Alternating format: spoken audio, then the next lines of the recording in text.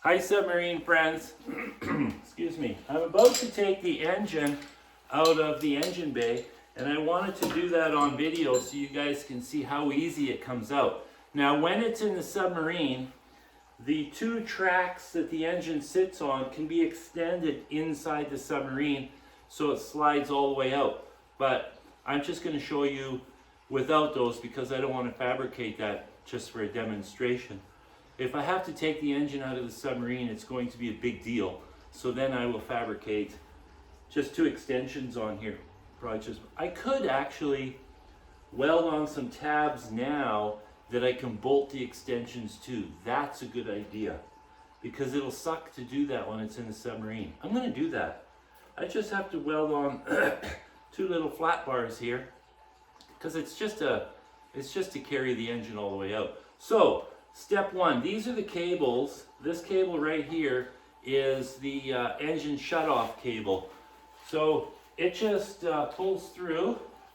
Now it will be sealed for sound, but I'm not going to do that now because I have to take it in and out so many times. So there's a little hook on the end of this cable, and I do that because when it's sitting in the shop and it's up in the air, I don't want somebody to poke out their eye on this, so I bent it over. And then this one here is the throttle. That just moves in and out for throttle, and it actually has one of these grommets on it already for sealing. So it will just connect to a lever out here in the submarine out here. So that just pushes in out of the way.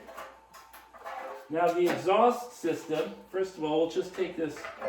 This is just heater hose. I'm going to buy new stuff because this is just old, used, ugly stuff. So that's just for fabrication purposes, but I want nice new stuff so it looks really clean. So now the exhaust, it comes out right here, of course, and the door has to seal. So what I did is I made a plate here that's welded to this pipe, and on the back side is the flexible coupler. So I just have to undo those two bolts, which you can see is not a big deal. This one here, the nut, I believe, is welded. Yeah, that was easy. And then now the exhaust is loose. Just pull the bolts out. So you see, this piece here, when it goes for its final assembly, will actually be sealed with silicone and then bolted tight so sound doesn't get through. That's what's important about sound. You can't even have a little crack. So now I've already taken the 4 bolts out.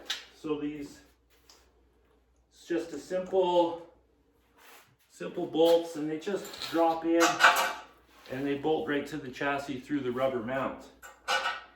And then another thing I have to do is there's 2 pieces on top of the engine that don't clear. Now if it's a real pain in the butt, I could just put a little notch here, but I prefer not to because I don't want to risk the seal not sealing well on the door. I could make it a removable piece like I did this, but let's try and keep it simple. So I've already unbolted. You probably can't see it, but there's a piece right here that goes on top of the valve cover, and it's the vent that sucks the air out of the engine. So these engines don't have blow-by. It gets sucked right back into the engine. So then in the back here, there's another piece which is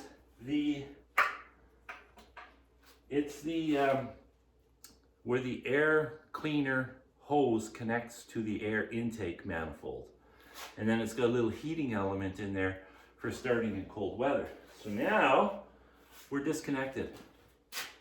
Now normally the hydraulic pump would be in here, and the hydraulic pump, so there would be 2 lines coming from the hydraulic pump, and there would be a water line, another line here for the overflow line, and the fuel water separator bolts to the side right here.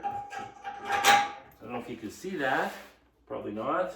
I've already taken that off, and I plugged the hoses so we don't have a smelly shop. And I just shove that up there. So now, watch how easy it is to slide this thing out. Now I can't go all the way, of course, because you know, I could put my engine crane here to take it out, which is what I will do, but watch this. I mean, I'm not that tough, but that's pretty easy, isn't it? So now I need this block because the track has ended, and that's my shoulder that hurts, so bear with me here. Okay, so unfortunately I have a shoulder injury. So if I didn't have this sore shoulder, I could just pull it out onto this here and it would be out. So you can see this was disconnected. See if I can get it again here. So there we go.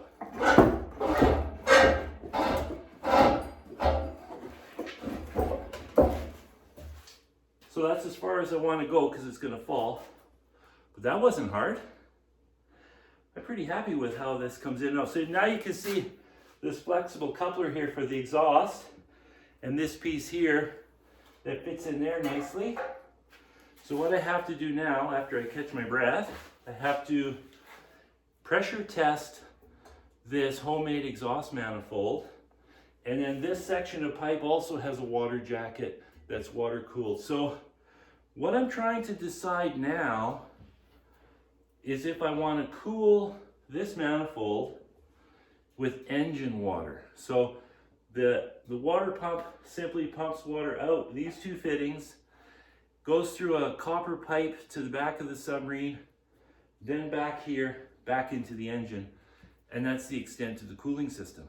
So I can cool the exhaust manifold because that copper pipe is so efficient at cooling that I can cool the engine and the manifold together.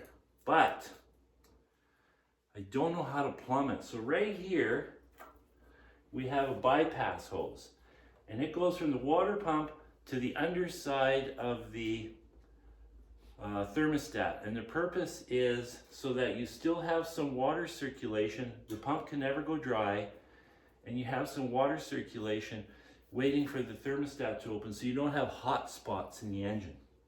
So my theory is that I can take this bypass line and disconnect, put a longer line from here to the underside of the manifold, come out the top of the manifold, back to the underside of the thermostat housing. So I posted the question on a Yanmar and Marine Engine group, and I've got no answers if this will work.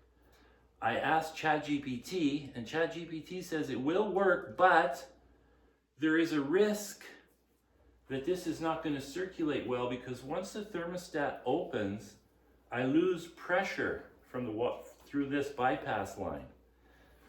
So I don't know if I want to hook it all up and experiment, or if I just want to raw water cool the exhaust.